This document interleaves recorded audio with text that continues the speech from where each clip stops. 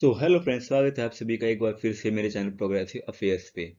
आज हम यहाँ पे बात करने वाले हैं एक इम्पोर्टेंट डील के बारे में जो रिसेंटली साइन हुई है यूएस और साउथ कोरिया के बीच में। अब इस डील की सिग्निफिकेंस क्या है और ये क्यों इम्पोर्टेंट है, इसके बारे में आज हम कंप्लीटली डिस्कस करने वाले हैं।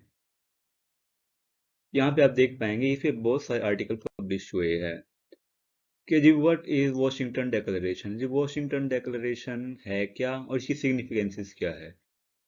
जो साउथ कोरिया के प्रेसिडेंट है यून सुक योल, ये गए थे रिसेंटली यूएस। जो कि है यून सुक योल, ये यूएस गए थे जो बाइडेन से मिलने। यहाँ पे इन्होंने एक डिक्लेरेशन साइन किया और इसकी सिग्निफिकेंस अब हम डिस्कस करेंगे। तो यहाँ पे आप देख पाएंगे इसका डिक्लेरेशन के साइन होने का सबसे बड़ा इशू है जो इनके पड़ोसी है नॉर्थ कोरिया। ये इनका एक बहुत ही प्यारा पड़ोसी है जो कि हर रोज स्टेटमेंट दे देता है कि हम हमारे पास न्यूक्लियर वेपन्स है, हम चाहे तो कभी भी साउथ कोरिया को डिस्ट्रॉय कर सकते हैं। और हर बार धमकी देता है एक्सट्रीम एक्शन की, जी हम आप कभी भी डिस्ट्रॉय कर सकते हैं। तो इसी को लेकर साउथ कोरिया के जो प्रेसिडेंट है यून सुक यूल, उनको बहुत सारा कंसर्न्स था और ये डेफिनेटली गई यूएस से हेल्प मांगने। एक बार हम मैप में देख लेते हैं कि साउथ कोरिया और नॉर्थ कोरिया के बीच में रिलेशन कैसे हैं। जब से कोरियन पेनिनसुला पेनिनसुला में वॉर हुई थी नॉर्थ कोरिया और साउथ कोरिया के बीच में, तब से इन दोनों कंट्रीज के बीच में टेंशंस बनी हुई है। यहाँ पे देख पाएंगे नॉर्थ कोरिया होगा, यहाँ पे होगा साउथ कोरिया। और यहाँ पे देख पाएंगे बिल्कुल एक बहुत बड़ी बाउंड्री शेयर करते हैं दोनों देश आपस में। तो यही इनका जो एक बहुत ही प्यारा पड़ोसी है जो इनको आए दिन न्यूक्लियर थ्रेट्स के धमकी देते रहता है। तो इसको इससे निपटने के लिए इन्होंने क्या किया, जो साउथ कोरिया के प्रेसिडेंट है यून सुक योल, ये गए यूएस में। और फिर यूएस और साउथ कोरिया ने साइन कर लिया एक डील जिसका नाम है वॉशिंगटन डेक्लेरेशन। इसके अकॉर्डिंग क्या होगा, जो यूएस है ना, वो अपने न्यूक्लियर वेपन्स की सपोर्ट प्रोवाइड करेगा साउथ कोरिया को। क्योंकि हम जानते हैं कि साउथ कोरिया के पास खुद का कोई भी न्यूक्लियर वेपन प्रोग्राम नहीं है। यहाँ पे आप देख पाएंगे यूएस और South Korea sign a nuclear weapon agreement in response to North Korean threats. मतलब जो नॉर्थ कोरिया के जो थ्रेट्स थे उनको काउंटर करने के लिए ये सब इन्होंने डील साइन की है। अब हम बात करें कि मतलब कि यूएस इस डील के अंडर करेगा क्या। तो यूएस क्या करेगा, जो अपनी न्यूक्लियर सबमरीन्स है वो डॉक कर देगा, मतलब टाइम टू टाइम डॉक करेगा, मतलब उनके जो पोर्ट्स है साउथ कोरिया के वहां पे डॉक कर देगा, मतलब वहां पे रोकेगा। मतलब कि और उसके बाद में ताकि नॉर्थ कोरिया की तरफ से कोई भी थ्रेट पोज ना हो सके। और ये तब से लेकर जो 1980s में, मतलब कि जो कोरियन वॉर हुई थी तब से लेकर अब तक के पहली बार है कि यूएस इस एग्रीमेंट के अंडर अपने न्यूक्लियर वेपन्स की सपोर्ट प्रोवाइड कर रहा है साउथ कोरिया को। अब आप ये क्वेश्चन रेज कर सकते हैं कि जी इसमें यूएस का क्या फायदा है। तो जी यूएस इसका इसमें फायदा ये है, एक तो जी जो साउथ कोरिया का जो न्यूक्लियर वेपन्स बनाने का सपना था वो अब चकनाचूर हो चुका है इस डेक्लेरेशन के अंडर। क्योंकि इस डेक्लेरेशन के अंडर ये भी लिखा है यूएस आपको तभी सपोर्ट प्रोवाइड करेगा जब आप हमें रिटर्न में दे कि साउथ कोरिया कभी भी न्यूक्लियर वेपन्स वो नहीं करेगा, मतलब डेवलप नहीं करेगा जैसे कि नॉर्थ कोरिया ने किया हुआ है वैसे।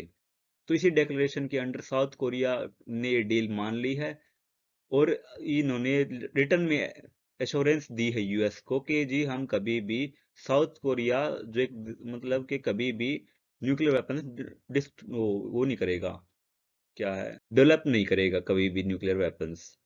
तो इस एश्योरेंस पे यूएस ने सपोर्ट प्रोवाइड कर दिया साउथ कोरिया को।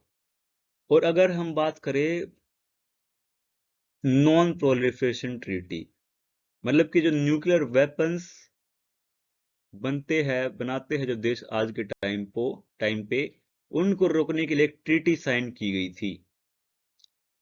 जैसे कि सेकेंड वर्ल्ड वॉर में यूएस ने एक न्यूक्लियर वेपन्स ड्रॉप किए थे दो जापान पे, उन्हें उनसे जो डिस्ट्रक्शन हुई थी उसी को देखते हुए नॉन प्रोलिफरेशन ट्रीटी साइन की गई थी, जिसके अंडर इनका मेन ऑब्जेक्टिव था कि prevent the spread of nuclear weapons. मतलब कि जो न्यूक्लियर वेपन्स जो देश डेवलप कर रही है उनको रोकना इसका सबसे बड़ा क्या था, कंसर्न्स था। और जो कि आज के टाइम पे यूएस का भी सबसे बड़ा कंसर्न्स है।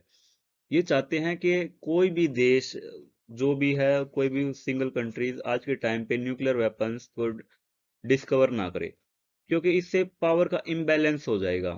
और पावर का इम्बैलेंस होगा ना, तब तो दोनों दो देशों के बीच में कॉन्फ्लिक्ट्स बढ़ेगी, और कॉन्फ्लिक्ट्स के रिजल्ट्स का रूल हमें ये ना देखना पड़े कि न्यूक्लियर वेपन्स यूज हो जाए, जो कि आज के टाइम हम रशिया यूक्रेन वॉर के टाइम भी देख रहे हैं। रशिया कभी भी न्यूक्लियर वेपन्स आज के टाइम पे लॉन्च कर सकता है यूक्रेन पे। और एक बड़ा मेन फैक्टर है, जो यूएस और यूएस के अलाइड कंट्रीज है, जैसे जापान हो गया, साउथ कोरिया हो गया, इनको आज के टाइम पे थ्रेट मिल रहा है नॉर्थ कोरिया और चाइना दोनों से। तो अपने अलाइड की सेफ्टी का जो जिम्मा यूएस ने ले रखा है, उसके लिए भी जरूरी है कि अपने अलाइड की सेफ्टी के लिए वो कुछ करे, और इसी का रिजल्ट है वॉशिंगटन डेक्लेरेशन, जो कि साइन हुआ है यूएस और साउथ कोरिया के बीच में। और अगर हम एक और रीजन की बात देखें, यहाँ पे आप देख पाएंगे एक बार, नॉन प्रोलिफरेशन ट्रीटी के अंडर कौन कौन इसके सिग्नेटरी है। यहाँ पे आप देख पाएंगे इंडिया इसका कोई सिग्नेटरी नहीं है, मतलब कि इंडिया ने ऐसी कोई ट्रीटी साइन नहीं की कि जी हम न्यूक्लियर वेपन्स डिस्कवर नहीं करेंगे। यहाँ यहाँ तक कि पाकिस्तान ने भी कुछ ऐसा साइन नहीं किया हुआ। यहाँ पे चाइना हो गया, रशिया हो गया, यहाँ पे फ्रांस भी हो गया, यहाँ पे देख पाएंगे फ्रांस हो गया, यूके हो गया, और यहाँ पे यूएस भी इस ट्रीटी को फॉलो नहीं करता है। ये और ये जो भी आप ग्रीन कलर में देश देख रहे हैं, इन सभी ने नॉन प्रोलिफरेशन ट्रीटी को साइन किया है कि जी हम जी कभी भी वो नहीं करेंगे, न्यूक्लियर वेपन्स को डिस्कवर नहीं करेंगे। यहाँ पे ऑस्ट्रेलिया भी इंक्लूड है इस ट्रीटी में, और जापान भी, जिसके अकॉर्डिंग इसको इस सिक्योरिटी मिली हुई। अब ये हो गया साउथ कोरिया यहाँ पे।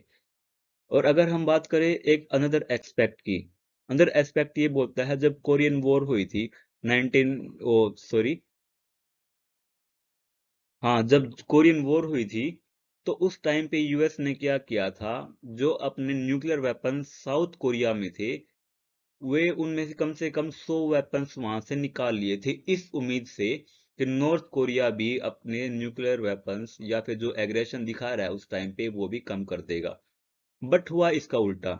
वॉशिंगटन को बिल्कुल निराश कर दिया नॉर्थ कोरिया ने, और वे अब लगातार अपने वेपन्स को डेवलप करते चले गए।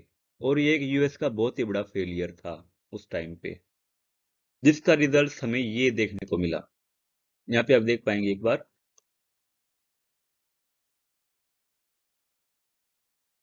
North Korea wants US of powerful response to allied drills. उसके बाद जो भी एलाइड ड्रिल्स होगी, मतलब कि यूएस और साउथ कोरिया की ड्रिल्स होगी, यूएस और जापान की ड्रिल्स होगी, तो उसके बाद में जब नॉर्थ कोरिया ने अपने जो वेपन्स डिस्कवर कर लिए थे, उसके बाद में नॉर्थ कोरिया ने धमकाना शुरू कर दिया यूएस को भी कि जी आप जो ये ड्रिल्स कर रहे हो हमारे अगेंस्ट, ये हमें को काउंटर करने के लिए आप इसे बंद कर दीजिए, ऐसे स्टेटमेंट्स नॉर्थ कोरिया की तरफ से आने लगी। और अगर हम बात करें कि जी रीजन का रिस्पॉन्स क्या है, मतलब कि जो नॉर्थ कोरिया के पड़ोसी हो गया, चाइना हो गया, जापान हो गया, साउथ कोरिया हो गया, ये कैसे देखती इस वॉशिंगटन डिक्लेरेशन को। तो रिसेंटली चाइना स्टेटमेंट्स दी कि China find threat in latest move by US south Korea alliance. कि चाइना ने कहा जी ये तो बिल्कुल आप एक अलग तरीके की बात कर रहे हैं, मतलब कि जी इस ट्रीटी का कोई सेंस बनता नहीं है। क्यों जी, क्यों, क्योंकि यहाँ पे आप देख पाएंगे मैप में एक बार, ये तो हो गया जी चाइना, यहाँ पे ये हो गया नॉर्थ कोरिया, हो गया साउथ कोरिया। अगर हम इस एक बात सोच के देखें, यहाँ पे अगर कल को इस एरिया में इस एरिया में कल को यूएस की जो सबमरीन्स है आएंगी, तो सबसे बड़ा थ्रेट पोज होगा यहाँ पे चाइना को। क्योंकि अगर हम बात करें तो यूएस को एक एज यहाँ पे यह भी मिल रही है कि कल को कुछ भी एक्शंस लेना होगा चाइना के अगेंस्ट, हाइपोथेटिकली स्पीकिंग, अगर कोई न्यूक्लियर बॉम्ब डालना होगा तो हम इजीली यहाँ पे कर पाएंगे ऑपरेशन को सक्सेसफुल। और यहाँ पे जैसे जापान हो गया, जापान भी बहुत सारा थ्रेट फेस करता है चाइना के अगेंस्ट, तो यहाँ पे जापान की भी बहुत बहुत हेल्प हो जाएगी। और अगर हम बात करें नॉर्थ या, तो साथ ही साथ लपेटा ही गया है इस डील के अंडर, साथ में चाइना भी लपेट दिया गया है। और स्टेटमेंट्स तो आई थी नॉर्थ कोरिया की तरफ से भी, नॉर्थ कोरिया ने भी स्टेटमेंट्स दी कि जो यूएस और साउथ कोरिया जो सबमिट है ये बिल्कुल इरेलेवेंट है, इसका कोई बेस नहीं है। आप बात करें शांति की, इससे तबाही हो जाएगी, कुछ ऐसी स्टेटमेंट्स नॉर्थ कोरिया की तरफ से आई थी। अगर हम बात करें एक नॉर्मल पीपल की, मतलब कि नॉर्मल पीपल जैसे कि एक आम साउथ साउथ कोरिया का नागरिक हो गया, वो क्या सोचता है। तो रिसेंटली एक सर्वे हुआ, उस सर्वे के under 71% of South Korean support the return of nuclear weapons to their country.